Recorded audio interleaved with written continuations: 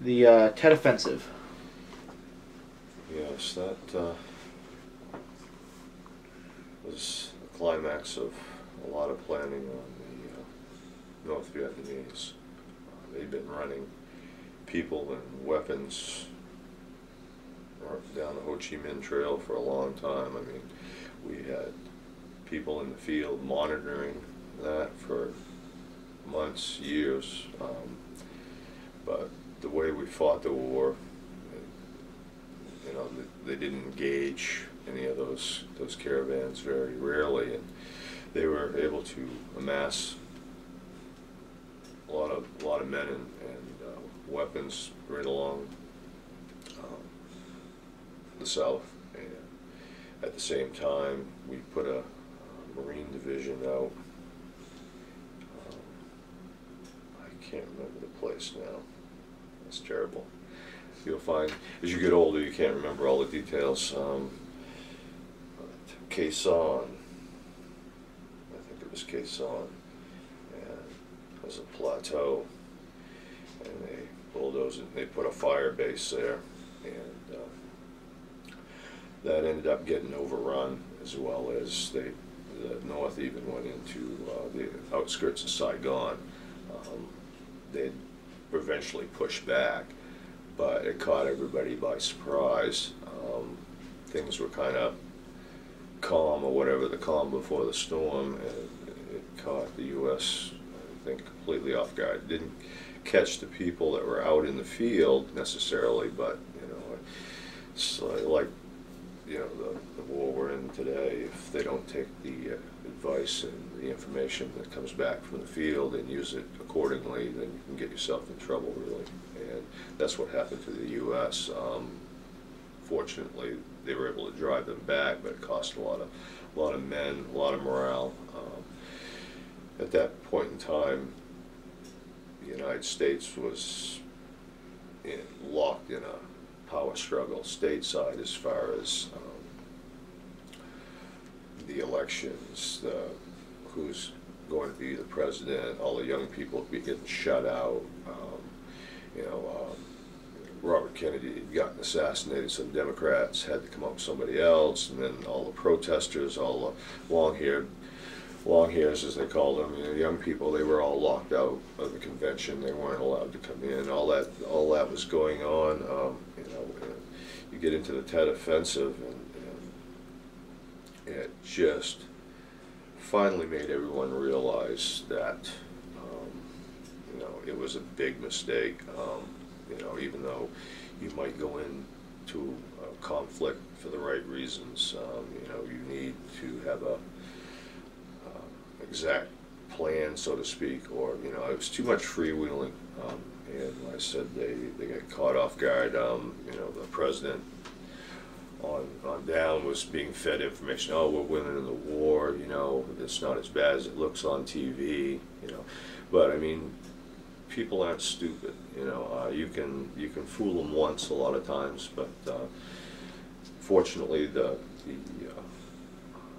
reporters, both written and TV, were there, and they didn't pull any punches. And a lot of things, atrocities that happened, so on and so forth, came back. And people really learned more about that war than they did the other ones. Many of the other wars, things didn't come out for years later. And the Tet Offensive really was the turning point for that. The election of Richard Nixon and Watergate. Yeah, tricky dick. Yeah. Mistake. The country should have learned the first time around when he went up against John Kennedy. What he stood for and everything. But they didn't. He probably, a bad man or anything, but he just didn't know whether to trust him or whether he's being straight with people to begin with. Just the way his mannerisms, so on and so forth. I mean, no one's all bad. There's a lot of, I'm sure, a lot of good qualities, but what I got out of him was the fact that he was wheeling and dealing back before he was even running for president on the Vietnam conflict. You know, talking with it, there'd been a lot of talks, so on and so forth, between the North and South and U.S. representatives and stuff, and he had been involved in that. Then again, he started the bombing in Cambodia, you know, because you know, we were fighting there, but yet they said, "Oh no, we're not bombing Cambodia. No, we're not. We don't have any troops there." You know, he changed the outlook of the war over there, allowed more stringent. Johnson limited our engagements into the North a lot. A lot of things were off limits. The Chinese were backing the North Vietnamese. They would make sure that they had a presence here, there, and we were scared that, you know, we didn't want to kill any of them, because then, you know, then we've got another war on our hands. But with Nixon, he was beside, you know, he was a wheeler and dealer. He could get things done. It's just how he went about it. Same way with Watergate.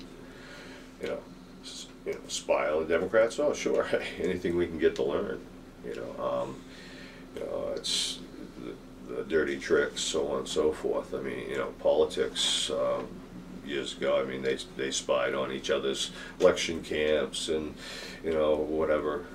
It's just, you know, when you go in there and you break in, you have people that do it for you, and then you lie that you didn't know anything about it, and, you know, it's disheartening when you have a president that's doing that. I mean, you know, the best thing for him to do is when he knew about it, stuff was been up front. You know, the results might have been the same, but at least people would have had a better opinion of it. Election of Ronald Reagan. Ronald Reagan, yes, Hollywood actor. That's funny. I just remember seeing old westerns and stuff with him in it, and then he was the governor of California there for a while, and he was a very smart man and a very charismatic president. He could get things done. He could joke, and he would joke openly with the press a lot of times, and I think he was very popular with them. I mean, because he would say things and be honest. Later, you know, in his terms and stuff, I think dementia was setting in to a certain degree. Maybe not Alzheimer's yet, but I know his wife was by his side a lot and would keep him on the up and up, you know, I mean, because he was an older gentleman as far as, you know, presidents go. Getting into politics later in life, but he did a lot. I mean, you know, he was no slouch, and he was respected both by the Soviet Union and a lot of other powers. You know, he was the one that sat along the wall saying, tear down this wall, you know, drop the wall, rejoin both sides of Germany, and but also, you know, I mean, you know, he made mistakes like everybody does. Everybody is human, but once again, he had good people surrounding him, so his presidency was well in. There was a sense of well-being, I think, during that time, but at the same time, we were getting into AIDS was being diagnosed. They didn't even know what it was. Like, they called it grunge or something like that at one point. They didn't even know it. They didn't even have a name for it. Well, you know, he never openly and would never even mention that. You know, I don't know whether he had a phobia against it or what, but I think that would probably be one of his biggest mistakes, is not getting the research in on that early enough. Really, not much was done initially there, and that, I think, that once again, if a president makes it known that we should be doing something, a lot of times people take action on that, and things get done a little bit quicker, or money gets allocated, so on and so forth. But all in all, he you know, he was a good president. You know, like I said, everybody makes mistakes. The first bombing of the World Trade Centers. Yes, they didn't learn. I went down there after that in the 90s, after it happened, and all they did was they were going to put concrete barriers down Wall Street, down from the Trade Center, because I was delivering some of the bells that ring at the end of the day for the stock exchange. Those were built by Edwards here in Pittsfield. And every so many years we go down, we have a service contract, and we refit it and everything. So I was down there, so I had an opportunity to look at that area, and what I saw was, and even the guards said it, you know, they really didn't do much afterwards, what they should have. First bombing should have been a sign that, hey, you know, this is the target. The FBI, I believe, they had this very expensive Suburban all decked out with armor and the whole 9 yards, and they had a parked broadside shutting off Wall Street access to it. And that was it, you know, because they didn't like the looks of the concrete barriers. So they didn't do that, and that is a mistake. You know, we should have been on our toes a lot more. There were a lot of signs in our embassy bombings and stuff like that that led up to it. We dropped the ball on that one. 9/11. 9/11, same thing. We, I don't know, have a false sense of security sometimes. We fought all of our major battles, for the most part, somewhere else. I mean, other than, you know, Civil War, War 1812, you know, Revolutionary War, you know. So we had this sense that, you know, they're not going to come in and, you know, take us out, really. You know, some people did. And we had a lot of warnings. Some of the individuals involved in the plane hostage taking came through the state of Maine. Box cutters were bought, you know. You don't need much. Just enough people. And we had intel from overseas that something was going to be going down. They didn't know what. This gentleman had worked with the CIA back when the Soviets were in Afghanistan. He was an Afghani prince, I believe. He was, I think, of royal blood. I'm not sure, but he and his band fought the Soviets back then, back in the 80s, and we helped him, supplied him with arms and stuff. He contacted an old agent, a friend of his that he made fighting together, stateside, and told him that something was going down. And he says, if you hear that I'm killed, be prepared for this attack. And the gentleman passed it on to his supervisor, so on and so forth, and they just kind of, oh yeah, okay. And, you know, they knew it was a target, they knew it was a possibility. I mean, you know, Pentagon, White House, anything is. And when those planes veered off course, I think probably the nearest base that could have sent up any fighters was in Pennsylvania, and it was just too far. You know, we've closed so many of our Air Force bases, Naval bases, Army bases.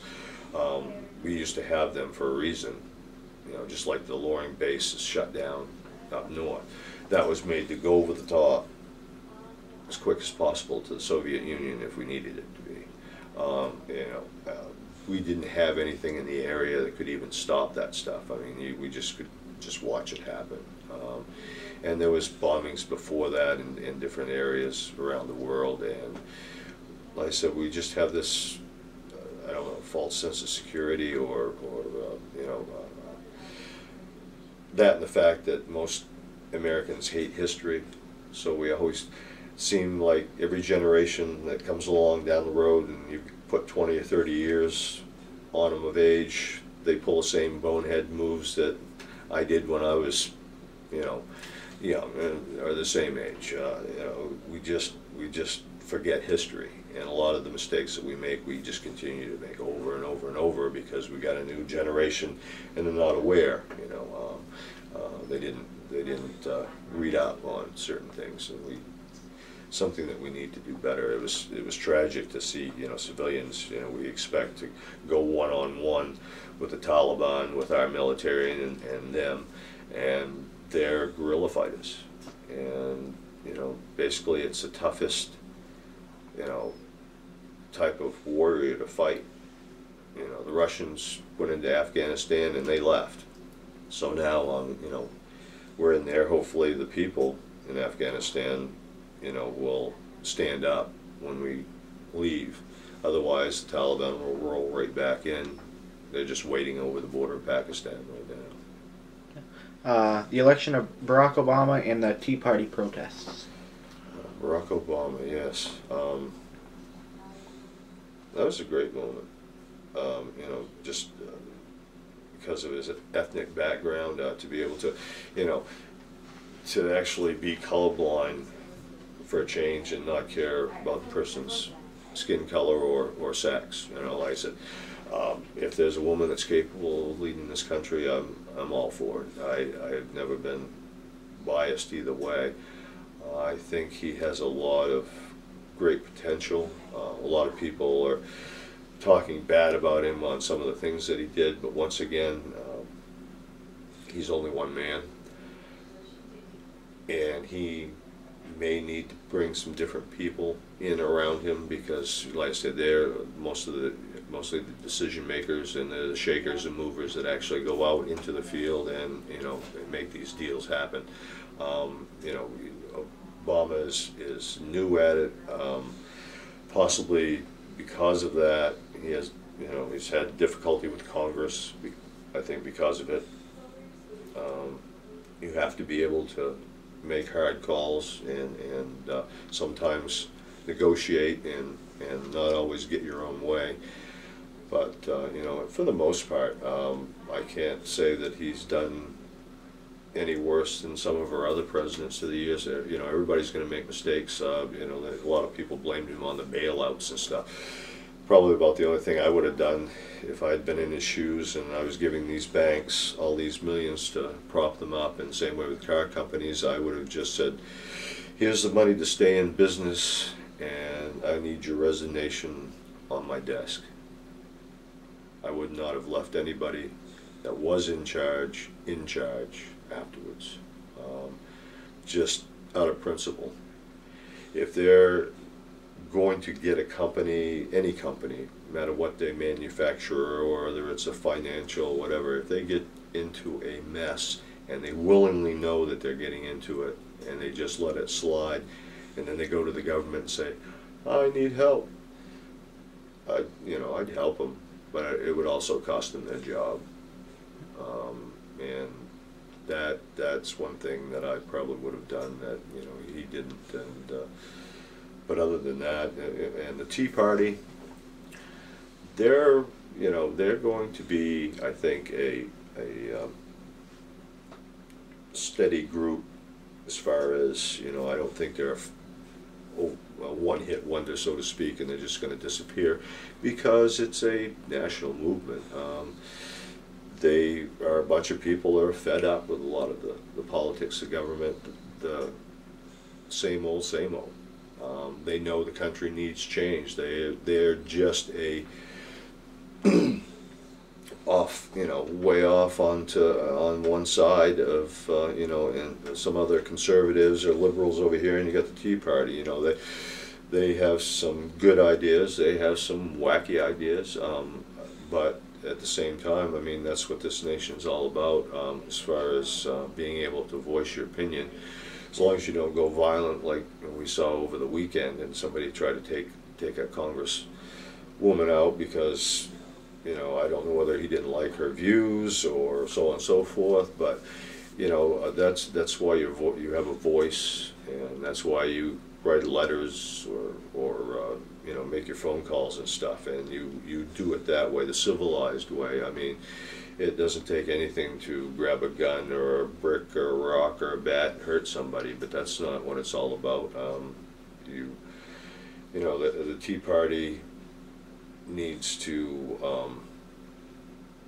I think, look at themselves as a whole, because they were kind of a spoiler for the Republican Party. A lot of times, a lot of Republicans were mad because they had lost a lot of votes, and the Republicans, some of them lost right straight across the board, both Tea Party and the regular Republican, and a Democrat might have gotten in because they pulled enough vote. But I think the more you have in competition, especially out of politics, I think the better off you are. All right, thank you very much. You're welcome.